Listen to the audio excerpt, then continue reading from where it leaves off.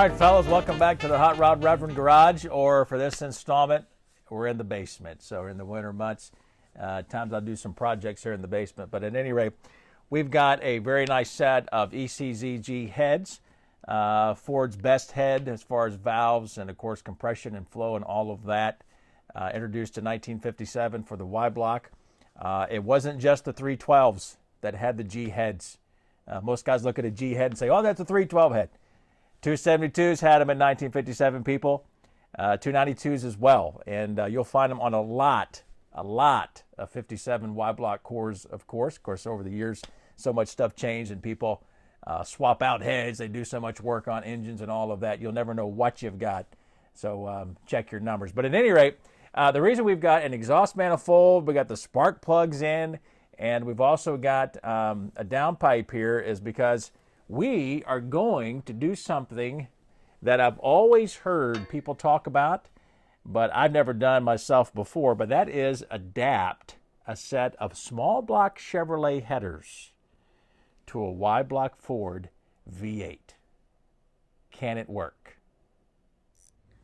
All right, so maybe you're wondering, Hot Rod Reverend, why in the world are you deciding to try to modify a set of small block Chevrolet headers to fit a Y block? That's like sacrilege. We just don't do that kind of thing. Well, before I get into that, let me tell you why I'm going to go or why I want to get a set of headers. I think a lot of us know, swapping your cast iron intake manifold for a good flowing set of 4-into-1 or tri-Y headers are really good for performance gains. Right out of the box, a lot of them with headers, maybe it's 15 to 20 horsepower you can get because your engine's really an air pump. Get the air in as fast as you can, get the air out as fast as you can. The more that you can get in, the more that you can get out in a very efficient means, the more power you're going to make, the more torque you're going to have. So that's a no-brainer for a lot of us. We understand that. What comes into play is that there's not too many offerings for the 55 Ford passenger cars, or 56, maybe even the 57, for the Y block.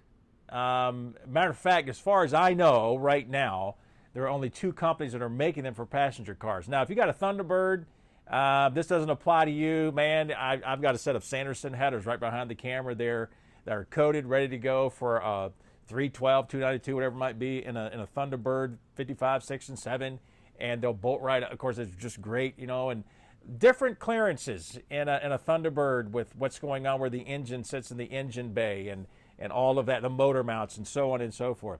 If you got a truck and it has a Y block in it, you got a lot of options there. You can go with the original Rams horns, for a lot of the trucks, because we know the motor mounts are different. And of course, you want to clear the steering gear, and it's real tight right there, and everything else trucks can't use the passenger car cast iron manifold. And I think even Patriot makes a long tube version as well. And some guys will do the fender well exit headers and different things. Even for the cars, you could do that. I don't want to cut up the car and the inner fenders and everything. Maybe if it was a race car all the time, I would do that. My car is more of a stock car, and hey, I'll take it to the track every now and then and run it. So, but at any rate, the couple companies are Rex HP, Rex High Performance up in Canada. I believe they're in Alberta, but they have a very nice set of 4-into-1 shorty headers. Very, very similar to what I'm holding up here with the small block Chevrolet.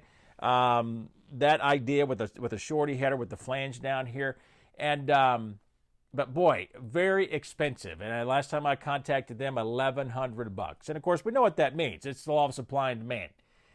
There's not much demand for somebody to buy a set of headers to put in a 55 or 56 Ford passenger car running a Y block.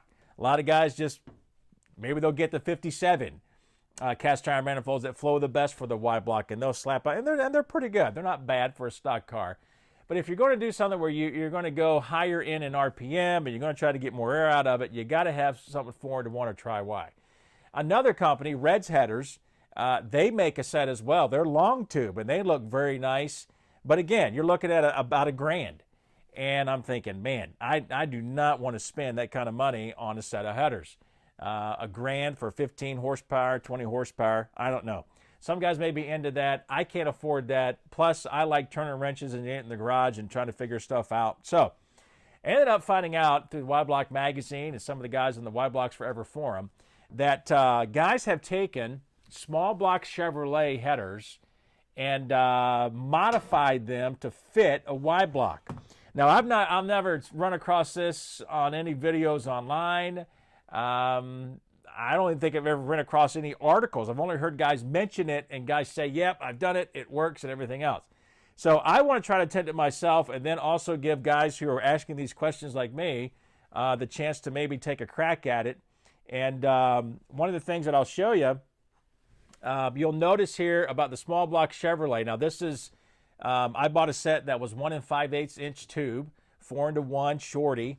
And I bought this set in particular just because of from around here, and that's how they would be straight. They kind of sweep back almost at the same angle, it looked like when I saw them online, that an original Y block exhaust manifold would go. And so you know about the clearance issue.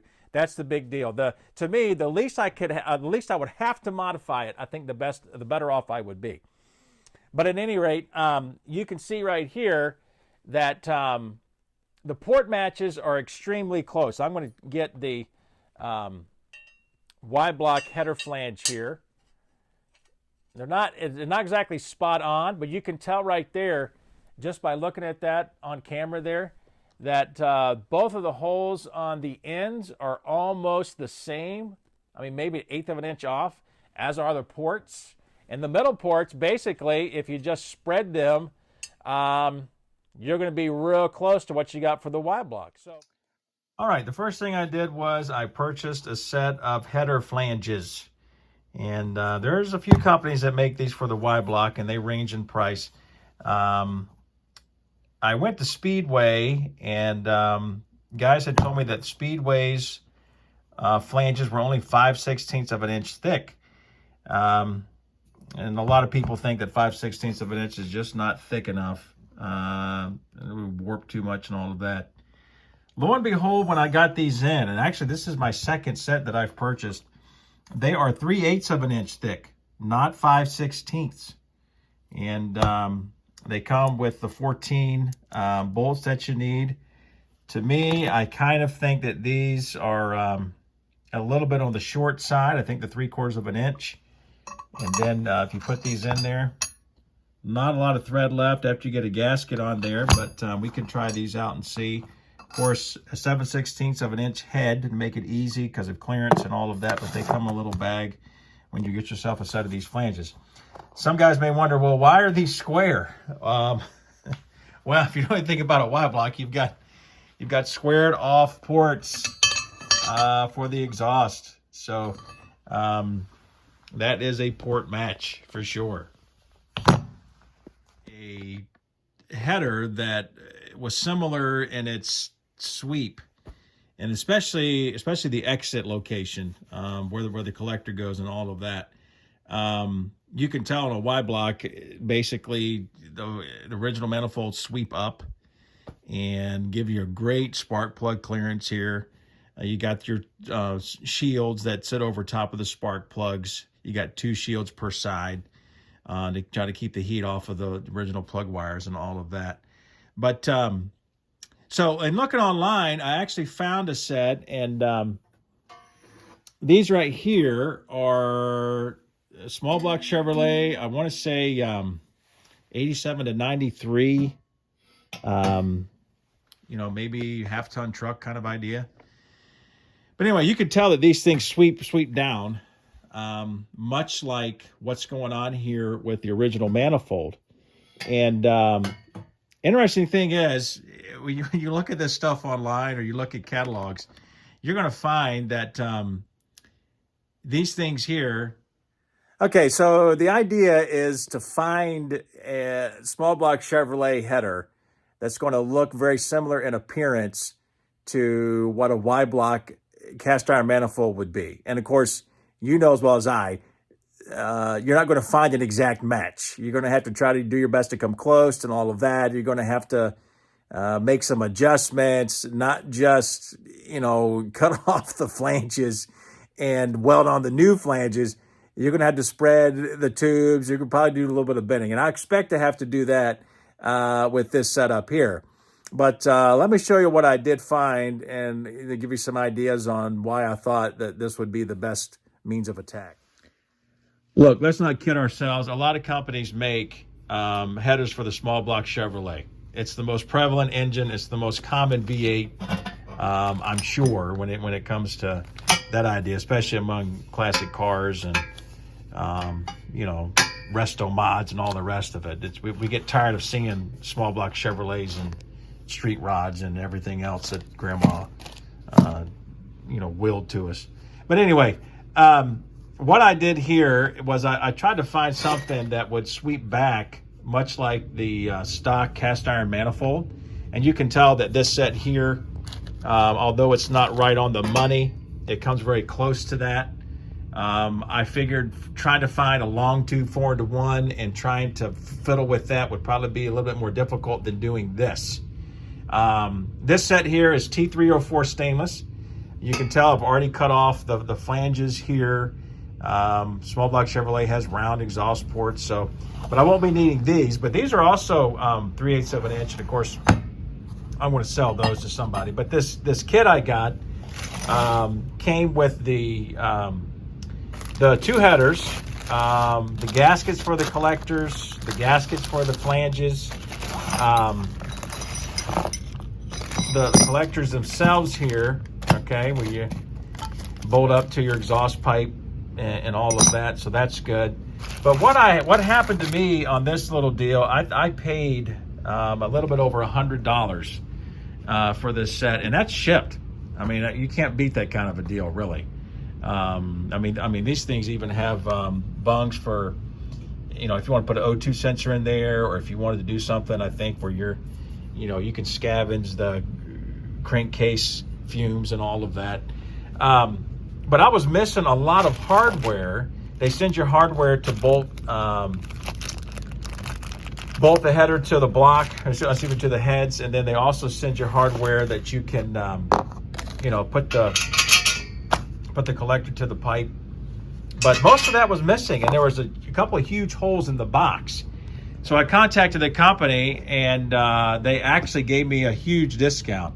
So I've got $85 and a brand new set of small block Chevrolet headers, and I'm going to sell these flanges. I'd imagine I'd probably get 30 bucks for them or so. Somebody will buy them, but I won't have much in this at all. So I figured it was worth a shot, even if this does not work out, to try it and to see what happens. So let's take a look at why I've got the setup I've got on this exhaust manifold.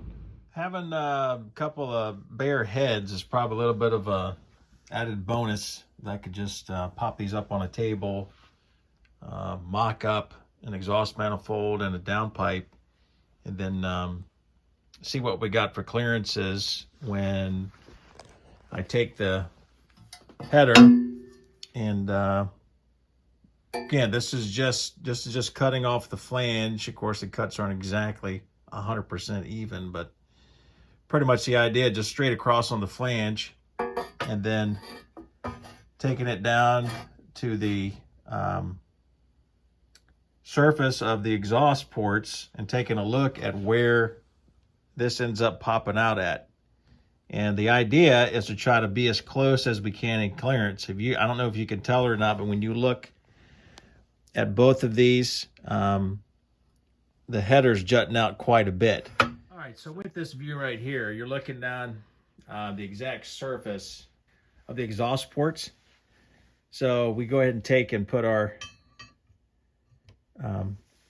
flange on there. You can see we're pretty much just jutting straight across the plane here. So what I want to point out is that maybe if I zoom in here, just trying to keep the camera steady so it's on a tripod. But you can tell that where we're exiting down there on that exhaust manifold is extremely close to the plane of the exhaust ports. Matter of fact, if I put the camera over, there you go. You see a little bit better now. You can see how tight that is when it comes down. And of course, that's for clearance sake. It's trying to make it past the steering gear in that 55 and 6 Ford passenger car compartment. and the engine bay there. And then, of course, you're trying to make sure your clearance to the steering column and those linkages and all of that. So there's quite a bit that you're trying to make sure that you don't hit. But so take a look at this. The idea is that the header here, basically for all practical purposes, is going to sit just like this. Now, let me show you what this is actually going to look like. I'm going to back the camera up and show you the angle at which this comes out and down. All right, I know the camera's a little bit away, but you can see how tight things are here. We had to zoom on that. When you take the header, just after you've sliced off just at the surface of the original flange for the small block Chevy, and you pop it up here to the ports on the head, which for all practical purposes will just start right here. Okay, you can tell how far out that we're coming. We're kind of jutting out from the head itself. This actually needs to be popped in a little more, and probably not just that, but that we need to section at an angle. Keep the front ports fine, but these tubes here, we go back, we'll take off a little bit more, and that will bring this in, the collector in right there. I don't think it's so much of a problem about going down. There's a lot of space there, but you can tell when you line this up, and maybe I'll take a zoom in on that for just a second. Okay, we're just a little bit closer, but just to line this up to where the holes here, you know, will be matched up. The ports are there with the tubes. It's not much to bring that collector in just to meet the plane in space of our downpipe. And let me show you another angle real quick too. I think that will help you understand what I'm talking about. Okay. All right, maybe this angle here will help you understand a little bit more about why I thought that this particular header application would probably be one that would take the least amount of rigging up to get it, you know, right and everything. But at any rate, if I take and kind of line up the tubes with the ports, okay, to where they're supposed to be, you can look right here and see that I am extremely close to following the plane in space, that same line of the downpipe. It's like I'm almost right on the money. So I think, from what I could tell, the only thing I'm going to have to do is take and cut off a little bit more up the hair of the back, and as I go forward, be more of an angle. I'm going to try to measure some of that as I look at the differences between these two in space. And of course, that will mean that this will tighten up the collector and this last tube to the block a little bit more to the head. And that's some of the reason why I've got spark plugs in here, just kind of seeing how, you know, what kind of clearance I'm going to have for the spark plugs. It's going to get a little bit tighter, obviously, the more I bring those tubes in there. One thing I will say about the Speedway header flanges, I could get all of the bolts to go in just by hand. Not a problem, except for the last one, the 7th one in the rear, or I guess vice versa, whatever. Of course, these things are symmetrical, but it's just a little bit off. And well, if I have my light on, you can probably see it there. There we go. You probably tell it's offset, so you can't really. You see where it kind of juts forward. The flange is a little bit forward, that hole of the thread boss there, and that it just won't. I'm not going to force it in. Trying to, probably could if you wanted to, but man, I ain't going to damage threads and all of that. So what I'm going to have to do on this last one is just get a little die grinder out and go at it and kind of wallow that out, make it a little bit more oblong, and that should fit. I'm going to have to obviously do that on both of these. I've checked both of the flanges. They're exactly the same, as are each one of the heads. So that is one thing to note about the Speedway flanges.